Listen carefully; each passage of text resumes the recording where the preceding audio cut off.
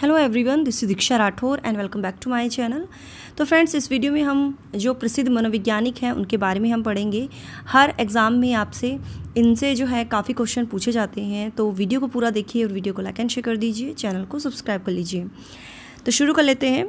सबसे पहला जो मनोवैज्ञानिक है कोफका। ठीक है, पिक्चर में आप देख सकते हो कोफका। तो ये गेस्टाल्टवादी थे, ठीक है, जर्मनी गेस्टाल्टवादी थे और इनका जन्म 18 मार्च 1886 को जर्मनी में हुआ था और निधन 22 नवंबर 1941 को 55 वर्ष की आयु में हुआ था। ठीक है, जो कोफका जो थे ना, ये जर्मनी गेस्टाल्टवादी थे। कोहलर, कोफका, वर्दाइमर, ये सभी, और इन्होंने जो है सूझ का सिद्धांत, इनसाइट ऑफ थ्योरी इन्होंने दी थी। ठीक है, आगे हम पढ़ते हैं।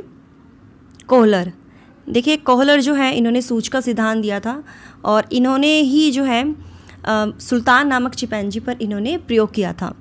ठीक है, इनसाइट ऑफ थ्योरी या सूझ का सिद्धांत, समग्र सिद्धांत, इन्हीं को हम कहते हैं, मतलब पर्यायवाची है ये, इन्हीं नाम से जाना जाता है। तो इनका जन्म 21 जनवरी 1887 को जर्मनी में हुआ और निधन हुआ 11 जून 1967 यानी 1967 को जो है इनका निधन हुआ। ठीक है, ये है कोहलर। आगे पढ़ते हैं। वर्दाइमर, मैक्स वर्दाइमर, देखिए इनको जो है गेस्टाल्टवाद का जन्मदाता माना जाता है।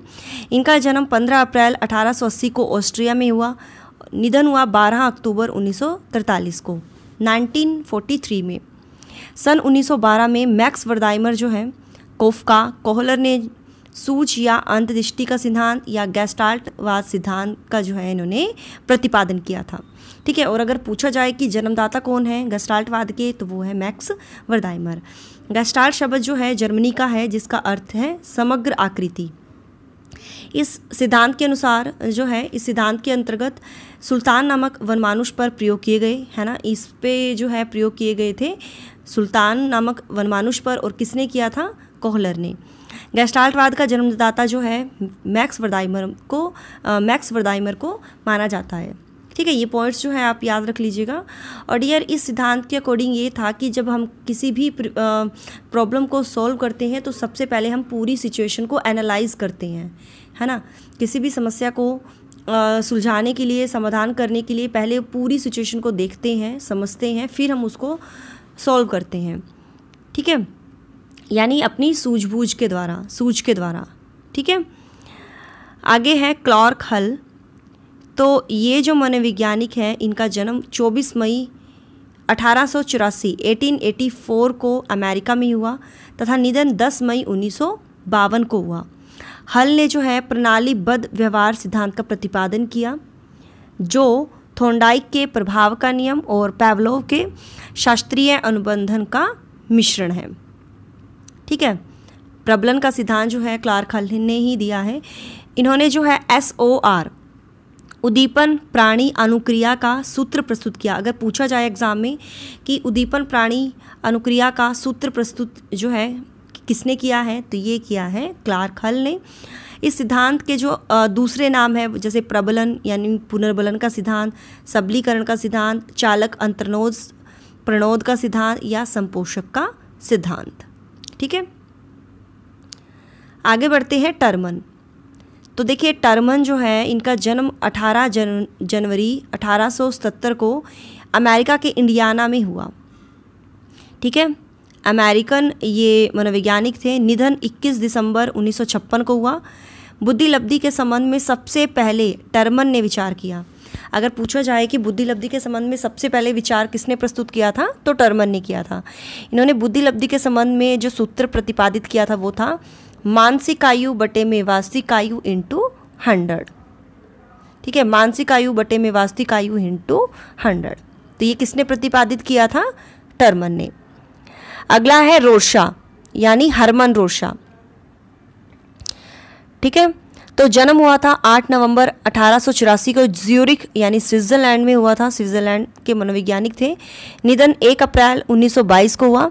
स्विस मनोचिकित्सक हरमन रोर्शा ने जो है शाही धब्बा परीक्षण जो है इन्होंने प्रतिपादित किया था, यानी जिसको हम प्रक्षेपण विधि कहते हैं। उसका निर्माण इन्होंने 1921 में साइको डायग्नोस्टिक नामक पुस्तक में लिखकर इन्होंने किया था। ठीक है। स्याही धब्बा परीक्षण इन्होंने प्रतिपादित किया था 1921 में, साइको डायग्नोस्टिक इनकी पुस्तक का नाम है, उसमें इन्होंने लिखा था। ठीक है, हरमन रोडशा। आगे बढ़ते हैं। परीक्षार्थियों को 10 स्याही के धब्बों पर प्रतिक्रिया करनी होती है, यानी 10 स्याही के धब्बे परीक्षण 10 स्याही के धब्बे जो मतलब बच्चों को दिखा दिए जाते हैं। और रोडशा परीक्षण का जो है व्यक्तित्व मापन के लिए, यानी पर्सनैलिटी को मेजर करने के लिए जो है इस परीक्षण का प्रयोग किया जाता है। क्लियर। अगला है मैस्लो, यानी अब्राहम मैस्लो। पिक्चर में देख सकते हो, जन्म हुआ 1 अप्रैल 1908 को अमेरिका में और निधन हुआ 8 जून 1970 को। तो इनके अनुसार प्रेरक 2 प्रकार की होती हैं। अगर पूछा जाए कि किनके अकॉर्डिंग प्रेरक 2 प्रकार की होती हैं, तो अब्राहम मैस्लो के अकॉर्डिंग। कौन कौन से किसने बताया था? जन्मजात प्रेरक और अर्जित प्रेरक। जन्मजात जो हम जन्म से लेकर आते हैं, जो हमारे शारीरिक प्रेरक हैं, जैसे भूख लगना, प्यास, नींद, काम वासना, ये सभी जैविक या शारीरिक प्रेरक हैं, जिसको हम जन्मजात प्रेरक कहते हैं। और एक होते हैं अर्जित, जो हम इन्वायरमेंट से अर्जित करते हैं। ये अर्जित किए जाते हैं, जैसे व्यक्तिगत सूची, किसी आदत की लत पड़ना, आदत की विविधता, आपके जीवन का गोल, जीवन का लक्ष्य है, सामूहिकता की भावना। ठीक है। और डियर, आपको कमेंट में बताना है कि इन्होंने एक सिद्धांत का प्रतिपादन किया है, अब्राहम मैस्लो ने। कौन से सिद्धांत का प्रतिपादन किया है, इसका आंसर आपको कमेंट में करना है, चैट सेक्शन में बताना है अब्राहम मैस्लो ने कौन सा सिद्धांत इन्होंने दिया था। तो डियर, यही थी आज की हमारी वीडियो। नेक्स्ट वीडियो में हम जो फेमस जो मनोवैज्ञानिक थे उनके बारे में हम पढ़ेंगे। तो वीडियो को लाइक एंड शेयर कर दीजिए और चैनल को सब्सक्राइब कर लीजिए। टिल देन बाय बाय, रब राखा, जय भोलेनाथ।